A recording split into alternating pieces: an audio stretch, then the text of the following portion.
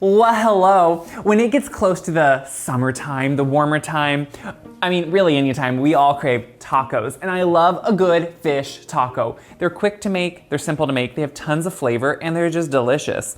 Now, grilling them is great. I love the grilled charred flavor on them, but sometimes grilling fish, it's kind of a mess, isn't it? So instead what I like to do is make a really quick marinade, tons of flavor, tons of spices, use the fish, but put it in the oven. It's a lot easier, it's quicker, you get just as much good flavor on it, and you don't have to worry about it falling apart and turning it on the grill. So whether it's a yucky day like today and raining and kind of windy, you can still make fish tacos inside. These are really simple and fun. So let's put them together. So we have cod. I like to use cod for fish tacos because it's a little bit meatier, it holds together somewhat well, and yet it just has a good fish texture. It's not overly strong, it takes on the flavors really well. Things like a swordfish are always good too, but I just love a cod. It's all purpose, you can find it. I usually have to buy frozen where I live because guess what? In Iowa, we don't have fresh catch. So instead, the frozen is always delicious. Thaw it, so good. So in here, I am squeezing, I already have most of my lime and orange in there. So this is the acidity, and we're gonna use this. You know, I'm a multi-purpose person. When I make a marinade that I'm gonna do for the fish, I also like to be able to use it if I want to for other components.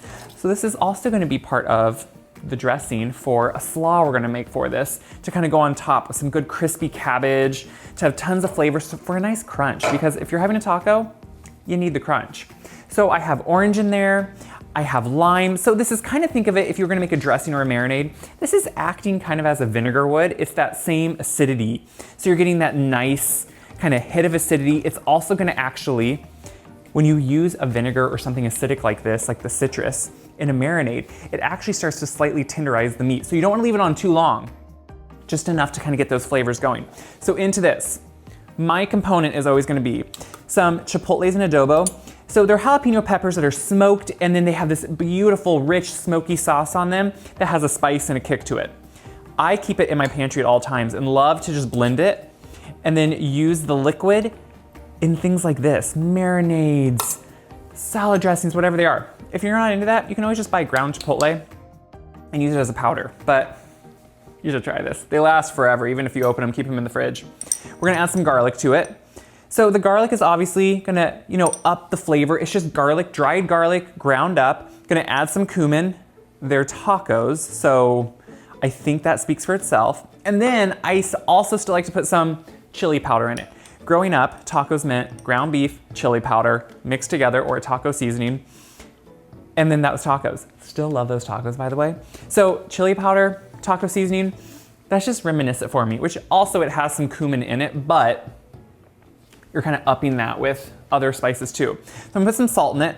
Salt, so like I said, this is gonna go on the slaw too, so you definitely want it to be well seasoned, so it can season the meat and then it can season the slaw. So that's totally important. So once we do that, we're then gonna add, of course, some oil. So you can use different oils. I love a good avocado oil. I love just a, safflower oil, sunflower oil. You can use a vegetable oil. I just often like to use one that doesn't necessarily have a ton of flavor, but it's just more an oil. So I'm gonna mix that together. You can see at the moment, it's just like almost like a liquid. Look at that though. You get the orange in there, the lime and that chipotle. Now, I am someone that loves spice, so it is not unlike me to add extra chipotle. So I'm gonna put some of this over this fish. Look at that. Look how beautiful it is. You're getting those colors, you're getting the spices. So like I said, you don't wanna, fish is really, really light. You can almost start cooking it with the citrus. So I'm saying like 30, 40 minutes, and that's all it needs. So I'm gonna put this in the fridge. I'm gonna let it marinate. I'm gonna maybe turn it once in that time. And guys, we're gonna bake it. We're just gonna bake it. So I had these in the fridge. I covered them, you only want it, like I said, 30, 40 minutes. You wanna keep them cool to keep them at a safe temperature. And now we're gonna pull them out. Now you can see that marinade is still seen all around it. Now, a lot of times you're gonna see, obviously if you grill or something, you don't want that extra liquid on it. It could fire up, you could do things. Instead though, for this, I'm keeping it on there as I bake it. So like I said, we are roasting the fish. It will go pretty quick, but also we don't have to worry about turning it. We don't have to worry about it getting flaky on the grill or putting tinfoil on the grill to hold it. We can just put it right in there. So while that's roasting, it's time for a good cabbage to go with it. Now, you can do any cabbage. I love to use what's coming from the garden, and I love red cabbage. I love the color, the crunch. I mean, if you're going from a nutrition standpoint, colors actually change the nutritional value of something. So, you know, things like red cabbage have different compounds and nutrition factors and minerals in them than regular cabbage. They're both good for you, but I just mean sometimes it's nice to switch it up.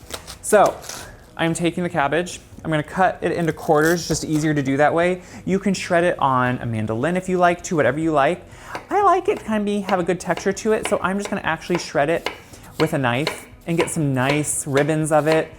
This is what I love, is that we're kind of just gonna have a great colorful plate. And that to me is important when you're eating. You want it to have all the colors. You want it to like be, you know, visually something that you want to eat. So I'm gonna continue to cut this. We're gonna put it in the bowl. We're gonna put a dressing together. This is getting exciting. It's smelling good. It's always time for tacos. So I'm chopping up some green onion. I like to have that hit of just like a light onion flavor, but without the astringency of a strong onion. Get some of the greens in there. I like the flavor they impart, and I think it's kind of needed. So we're gonna add it right to the cabbage, which we have right here in a bowl. Oh, look how instantly that just looks appetizing, just looks fun. So of course to that, I think you need some cilantro. I love that extra hit of flavor. I love the pungency of it. It's fresh, it's crisp. Cilantro stems also have a lot of flavor, so don't feel bad if you get some of those in there. I think sometimes we're so used to throwing so much out that we don't view as food, as edible, and they are. So you could also blend them into a dressing or something too, which I love. So for the dressing for this, we don't have to make a separate one. That's what's so great about this. I have some sour cream, you could also use crema. And then in here, I have that marinade we made. And I'm just gonna mix enough with it. It has all the spices in it already. It has all the citrus, has that chipotle, and that's what I love, is it's doing all the work for you. So I'm gonna mix it with the sour cream. You're instantly just getting a great dressing. Now, you can of course taste it. You can season it kind of one way or the other if you need to, but it has the salt in there. It has those great flavors.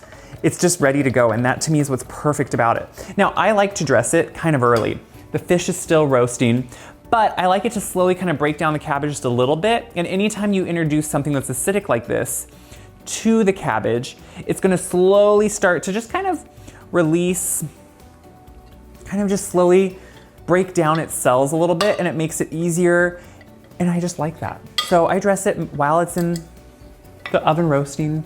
You can actually sit there, so on top of that too, we're not done. We're just gonna add some pickled jalapeno.